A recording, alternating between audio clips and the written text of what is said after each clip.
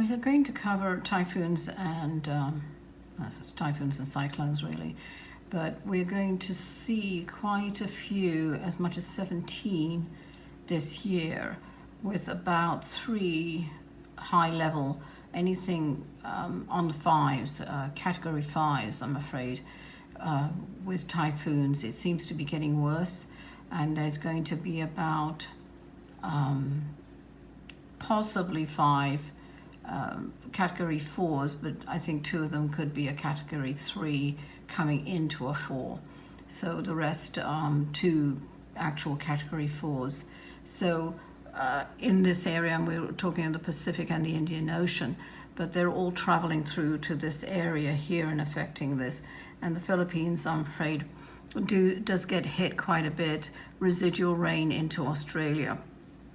So they're here in this portion here, they're going to get hit with round about end of February, a light one, round about June, it's going to be, April really. There's one more here going here this way, and in April is going to be a deluge. Sorry, what am I saying? April, June. It's going to go over through here. So there's a lot of damage, that one, because it's traveling right here and going through the tip of India, Sri Lanka, and going into Bangladesh. So I hate to say it, there's going to be a lot of activity, a lot of rain fall, and low-lying areas are flooding, I'm afraid. I'm seeing that here in Sri Lanka too. So be careful. Myanmar too, formerly known as Burma. So there's a lot going on, I'm afraid, on the cyclones. Good luck. We're just going to quickly go over flooding, but it's really associated with cyclones, but I'm still going to go over it. Sri Lanka sees a huge monsoon season where it's actually extending another 2 to 5 weeks over the regular monsoons. So there are deluges and flash flooding in there. Same with India or any of this area here. It's going through Malaysia, it gets affected with it, all this Singapore, and it's really not, it's mostly around this area, that area. So you'll see that their monsoons are actually getting worse, and flash flooding and things like that, okay? Just quickly on earthquakes for Australia and New Zealand and this whole area. So basically, I am seeing that you're going to get minor ones, and there's this crest here that you are, and it's really to do with a fault line. Tasmania does get a bit of it, about a 2.1. There are odd little ones, but quite frankly, the highest used to be about 4.5, round about here, that I see. But anything significant, as if you need anything else to worry about anyway, Australia. As for New Zealand, I don't know if anybody really follows me there, but quite frankly, I am getting a bit concerned. They are getting far more earthquakes that I see, and it's really, again, in this stretch where you're getting about a 6.8, maybe as much as a 7.5, could be a 7.8, but I hope not. So it's basically getting hit again all the time with earthquakes, and kind of at 10 miles down. Luckily, the 7.8 is pretty far down, but it's still going to have an impact. So please be careful, okay? Going to earthquakes quickly on Vanuatu or Solomon Islands, that's where there's a huge cluster of them all the time. May see a 8.1 at one, kind of not in Fiji, but round about that area, Vanuatu, so be careful. Papua New Guinea, same thing, but not as badly as any of the others. They're still getting earthquakes, I'm afraid. Okay? And then in Indonesia, obviously, we are seeing far more earthquakes around here. And anything from obviously the lower earthquakes, but upper end would be about a 7.1 to a 7.6 coming in into the Banda Sea and in that area. Japan, and I'll quickly go over there. Taiwan is really there you'll see a 6.5. It's kind of calmed down as much as it can be, but quite frankly, round about towards September through November, they're seeing far higher earthquakes, 6.5s, a 7.2, maybe a 7. I hate to say a 9, but it's in this just above Tokyo. So we'll see. I hope I'm wrong. I really do. And I'm not covering China. They're going to be, politically, I'll maybe talk about China another time. But India, I'm afraid, is, there's a lot going on in India. There's a few government upheavals, but quite frankly, for the most part, I'm just more worried about the weather in India, Nepal, and Bhutan. I think there is a 6.5 in Kathmandu, round about there, and Pakistan. But there's no real, I don't see any kind of huge earthquake there, but it's in Afghanistan, in this area that's more on the active side of earthquakes. Okay, that's it. I'll talk to you later.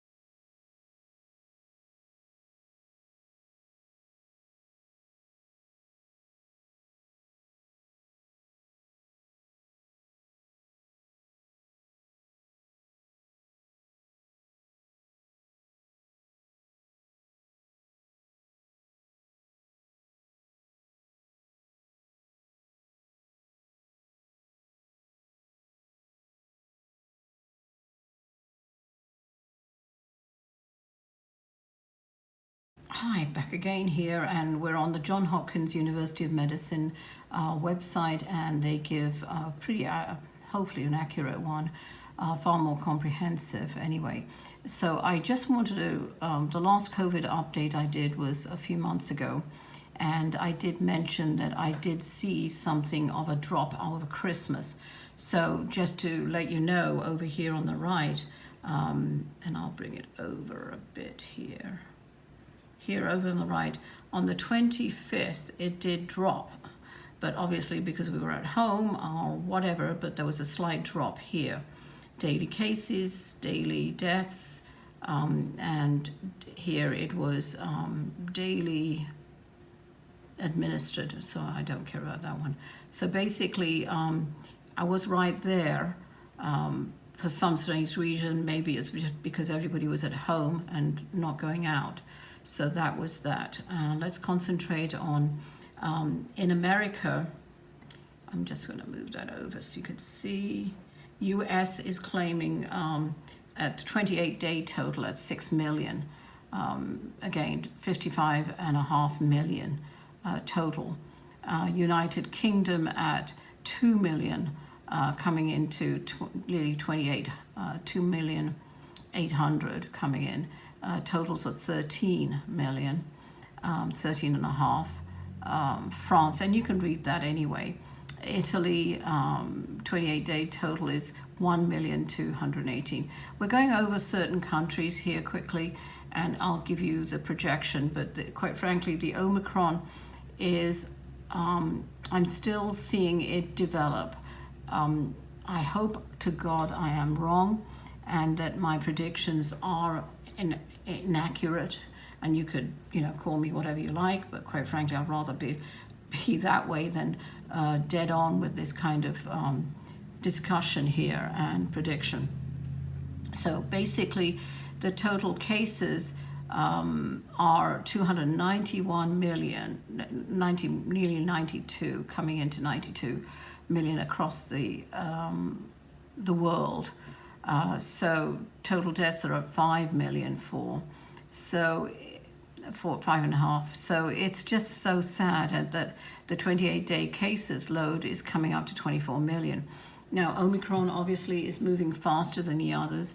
I do see it, and please don't freak out at this, but round about March, and you won't see it until May, the Omicron seems to be not fluctuating. I would say it's like warping into a different mutation. The mutation actually is going to find that it's far more deadlier. There are going to be more deaths associated with the Omicron. By about February, I do see that they are going to find one vaccine that will help. In other words, they're adding to it, not taking away, but they're adding to it the existing vaccine to try and get it more applicable for the Omicron. The children I am a bit worried about from 14 under, even though some of them have had their dosage, their vaccines, which has helped, by the way. I don't hold with the conspiracy theory that, they're trying to program us and God knows what else was coming out here in America. I don't even want to address it. It's so ridiculous. But basically, you have to be aware that it is going to start changing by May. And it's kind of so close that it's could be associated with, maybe this is a new mutation. And in a way, strictly speaking, it is a new mutation. It's a mutation of the Omicron, not the Delta. And the Delta seems to be more or less controlled, kind of 75%, and with 25% out there that are really still affecting people. And those are the ones who haven't had the vaccine. But again, it is also that you could get it, a breakthrough infection, as they call it. So just do what you need to do. I'm still wearing a mask and a K95 mask.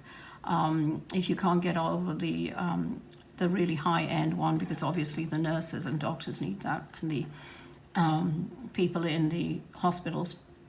So the K95s at least have 5 layers of it to help you with. So be careful. Also, there are certain countries that it's going to be far more devastating to, which we'll cover in a second.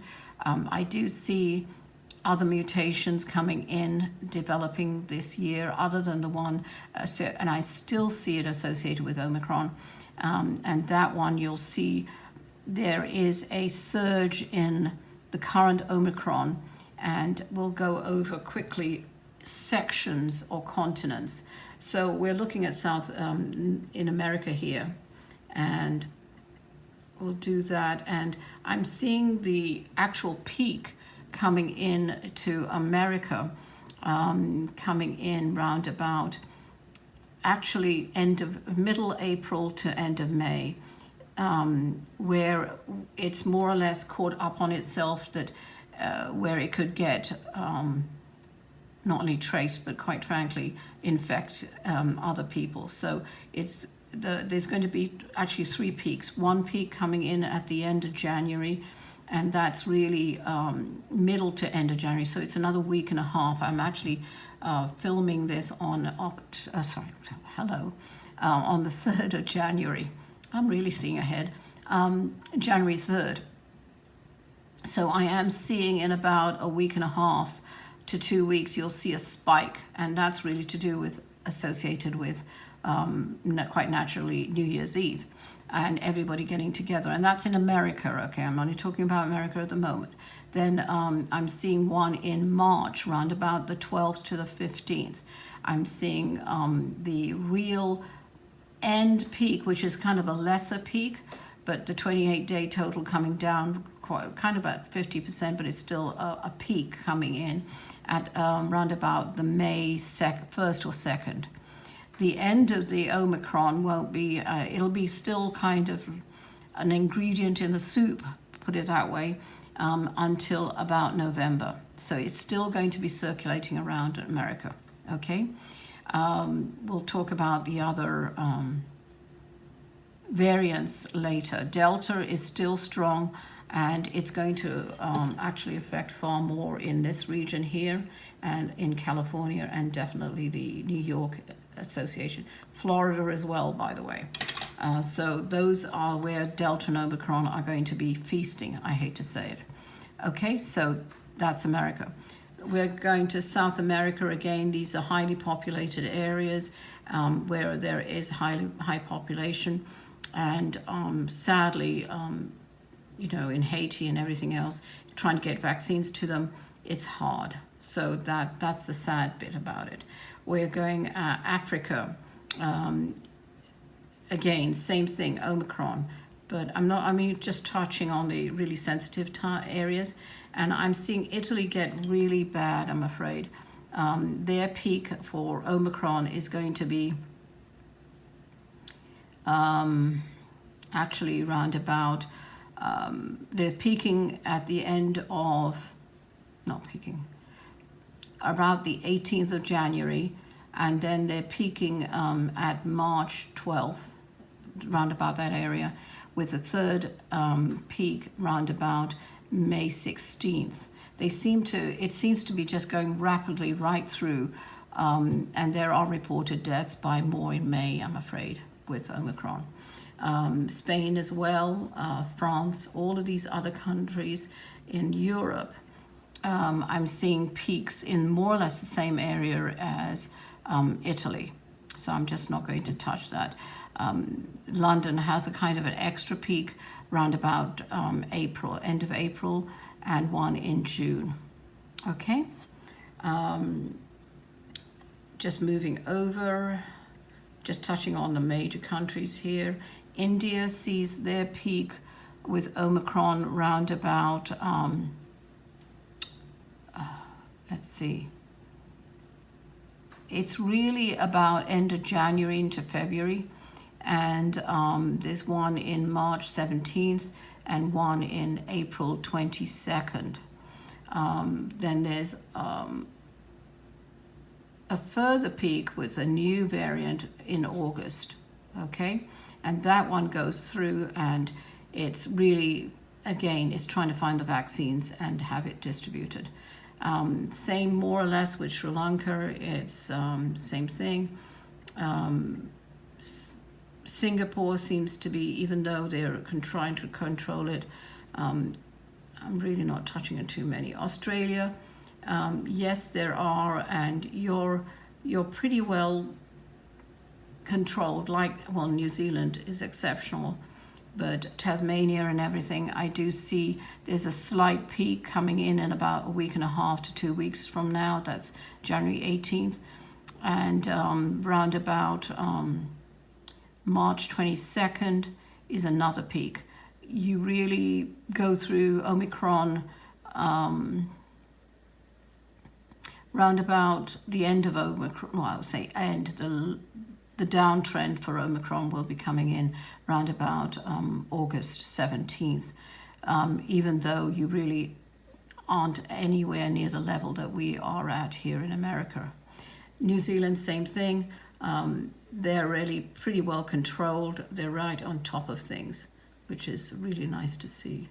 So basically that's it. I'm going back again. Here we go. Oops, sorry. Russia, I'm sorry to tell you this, and this is what I'm seeing. Russia and China are not reporting the real caseload. So to be honest, that's not the truth of what they're reporting. And sorry, but that's what I'm seeing. Okay, I'm not even going into those two countries. Okay, so there is another variant, and it's coming in, as I said, being revealed around about May that they're finding it. But by June 15th, you'll see that it's kind of rearing its head. It's kind of on par with Omicron, but the symptoms are far more like a headache, intense headache, really weakness. It's kind of like the flu again, but an intense flu. There is on the younger people, I see that they're stomach issues and throwing up. So that's really it. And as one scientist said, that it's here to stay kind of thing. We're living with it. It won't be a pandemic, it'll be an epidemic, but it is there. But you really have to be wise. And I know on a different matter completely, I did promise to do a video, and I am so sorry. I'm not being lazy. Maybe I am to some people, but quite frankly, a lot's been going on in my life. So I want to make sure that I will do the video to help you look at foods and spices, etc., that would help you increase your immune system, not your immunity, but somewhat it will. But I will do that for you, but I'm not too sure when. I don't want to give you false promises at this stage because there's, as I said, a lot going on. But I will try my best because it's going to be a long cooking show. I am going to give you a good recipe made in 10-15 minutes. You can make a good hearty meal. A soup, actually, I created, but it's quite tasty if you like onions and garlic and all kinds of other spices in there. But basically, I'll try and put that out for you not too long from now, hopefully. Okay, so stay safe, hydrate. Obviously, I'm the right one to talk because I haven't been hydrating as much as I should. There's my confession. But basically, you need to look after yourselves and look after your friends. Be wise about it. Even if you think the mask doesn't help, wear a mask. I'm more concerned about you who are listening to this and feedback of what is going on. I do check the comments section as much as I can. And I really, truly wish you much blessings and health. And just go take one thing day at a time. On a different note, I will put another video in this section to everybody. But I'll put this on another section, okay? Anyway, take care, blessings. This is Darshini signing off.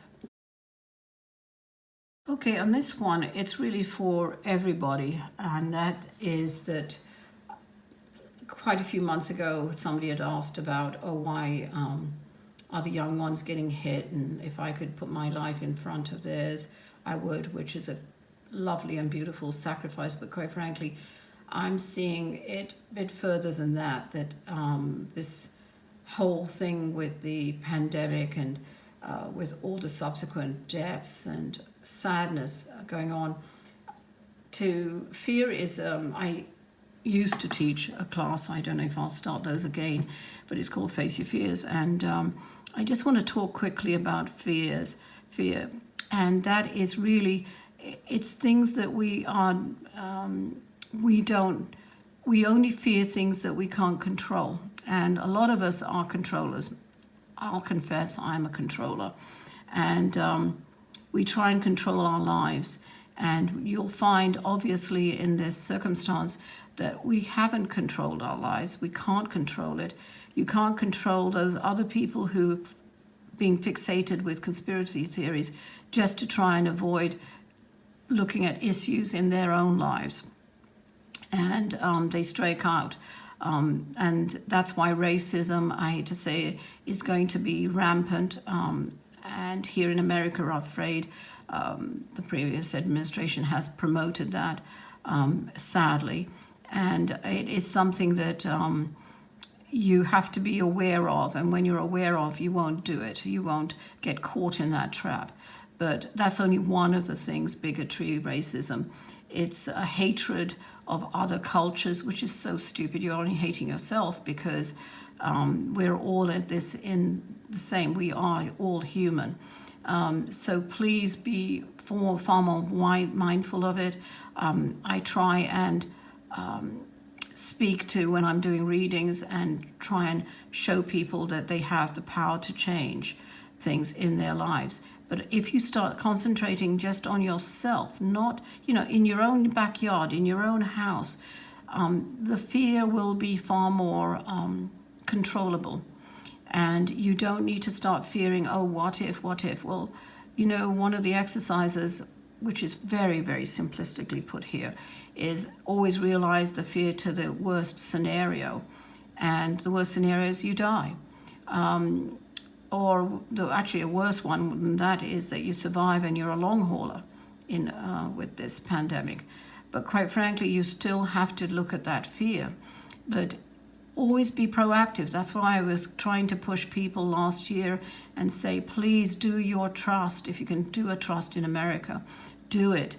Don't need to worry about it, because when people transition, in other words, they die, they're all in chaos on the other side because they didn't left things unfinished. Try and do a will at least. Try and, I've been even cleaning out myself, my things here. And we don't need all these things in our lives. But you will find out in the last 2 years, and I can't believe it's been 2 years, it's over 2 years, that people are seeing what really truly matters in their life and who really truly matters. And this is part of this huge transition we're going through anyway, which one day I'll get the book out. I'll be working on it hard this year. So basically it's so important for you to step back, look at yourself, and if anybody's interested, let me know.